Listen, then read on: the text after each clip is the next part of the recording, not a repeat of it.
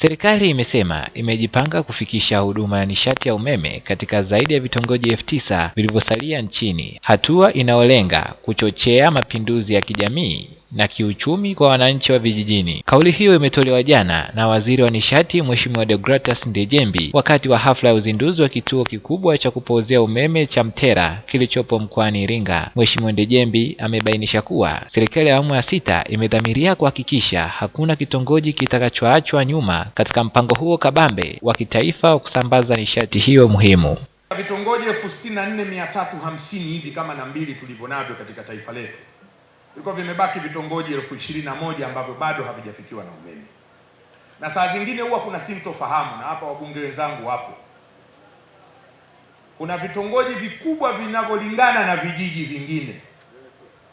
Mtu anaweza akasema umeme haujafika kwenye vijiji vyote, kwa sababu kuna kitongoji kikubwa anachokiona kinacholingana na kijiji, lakini niwahakikishie umeme umefika katika vijiji vyote.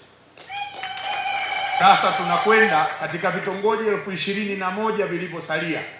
Mheshimiwa Rais Daktari Samia Suluhu Hassan alitupa maelekezo mahususi ya kuhakikisha ya kwamba ndani ya siku zake 100 tunaanza kazi ya kupeleka umeme katika vitongoji hivi 21,000 vilivyosalia.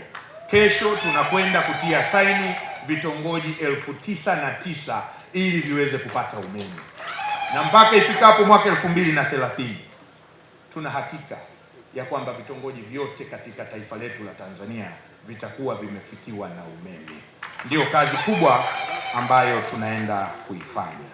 Kwa upande wake, mkurugenzi mtendaji wakala wa nishati vijijini REA, Mhandisi Hassan Saidi, amesema ujenzi wa kituo hicho cha Mtera ni mwarobaini wa changamoto za nishati katika mikoa ya nyanda za juu kusini na maeneo jirani. Mhandisi Saidi amefafanua kuwa kituo hicho kitapunguza upotevu wa nishati uliokuwa ukitokea awali na kuimarisha udhibiti wa gridi ya taifa, jambo litakalosaidia ukuaji wa biashara wa shughuli za uzalishaji viwandani.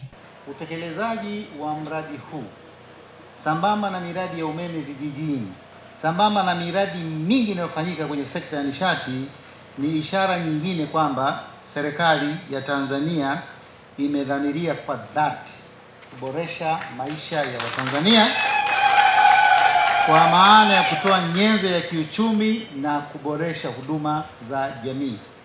Mheshimiwa Waziri, kwa maana hiyo na kwa namna ya kipekee kabisa napenda kuipongeza na kushukuru serikali ya Jamhuri ya Muungano wa Tanzania inayoongozwa na Dr. Samia Suluhu Hassan. Naye makamu mwenyekiti wa kamati ya kudumu ya Bunge, Nishati na Madini, Mheshimiwa Simon Songe, alitumia fursa hiyo kwa kukumbusha wananchi kuwa walinzi wa kwanza wa miundombinu hiyo ya gharama kubwa ili iweze kudumu na kuleta tija iliyokusudiwa. Kutunza miradi yetu hii ya umeme kwa wananchi. Najua hapa tuko na wananchi wa maeneo haya ya Mtera.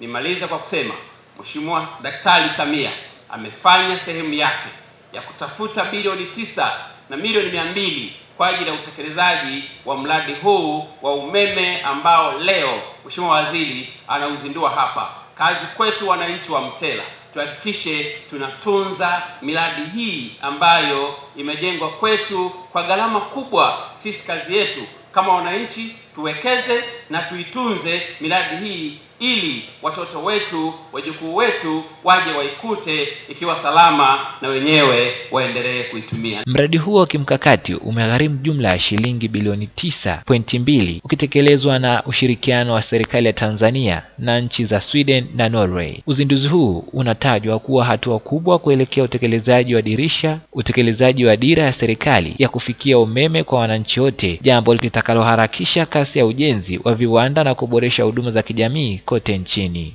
Anwar Shaban, Dodoma TV.